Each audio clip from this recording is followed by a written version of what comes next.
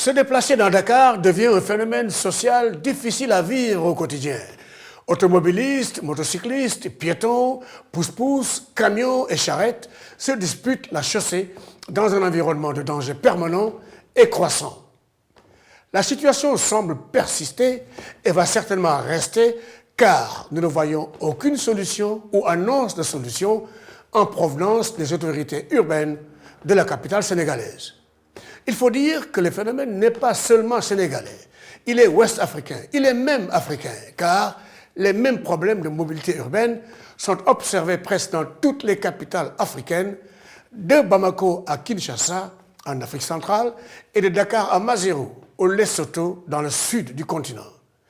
Dans tous ces pays, les spécialistes se penchent quotidiennement sur des solutions techniques pour protéger les citoyens du danger d'accidents vite arrivés, tout en assurant une meilleure mobilité urbaine. Chez nous, tout le monde paraît dépassé par le phénomène. Les piétons encore plus. Les trottoirs, voies prévues pour les piétons, sont occupés par des voitures garées ou par des étals de vendeurs. Ces occupants, légaux ou illégaux, ne s'inquiètent pas du tout car ils seraient dans leurs droits parce qu'ils paient des taxes ou redevances pour occuper ces places. Même si cela paraît anormal pour beaucoup d'entre nous, ces redevances ou taxes sont destinées au fonctionnement des municipalités, des nombreuses petites mairies qui caractérisent le Sénégal depuis 2 décennies maintenant. Et là, je me permets de citer un ami qui postait sur sa page Facebook, il y a quelques jours, la question suivante. À quoi servent carte grise, permis de conduire et assurance si le charretier peut s'en passer et avoir les mêmes droits que les automobilistes sur la chaussée? J'ajoute que les pousse-pousse aussi sont sur la chaussée prêts à casser les feux arrière de la voiture devant eux, avec une excuse déjà préparée. Désolé. Plusieurs arrêtés des autorités ont pourtant interdit la circulation de charrettes à Dakar, mais personne n'obéit et personne ne sévit.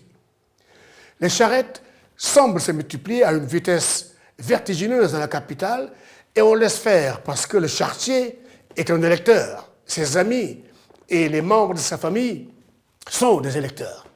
Donc, ne rien leur dire qui risque de les fâcher jusqu'après les élections. Mais puisque les élections se suivent dans ce pays, aussi bien physiquement que dans la tête des gens, le phénomène s'intensifie et reste.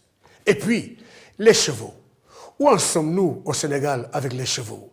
Avons-nous une espèce de loi Grammont protégeant ces pauvres chevaux? Et d'ailleurs, comment les chevaux arrivent-ils à la capitale? Où se fabriquent les charrettes? Il paraît qu'un arrêté dit pourtant réglementation du transport par les véhicules à traction animale a été pris depuis 2016, mais rangé aux oubliettes et ravivé 5 ans après, c'est-à-dire en mars dernier, pour sensibiliser les agents de police à son application. Entre autres précautions et règles prévues, 27 articles bien conçus, mais qui restent encore des mots sur du papier. Tenez, l'article 8 dit par exemple que toute charrette ou calèche doit être munie d'un dispositif éclairant. Les véhicules doivent porter en outre à l'arrière d'un dispositif réfléchissant, une lumière rouge et des chevrons. Voilà. Et nous poursuivons avec l'article 12 qui dit qu'une visite spéciale obligatoire est effectuée tous les 6 mois pour vérifier l'état sanitaire de l'animal. Tellement bien dit, tellement bien conçu, depuis 2016. Nous attendons. En attendant, rien de tout cela n'est réellement visible concrètement par les citoyens et le chaos continue.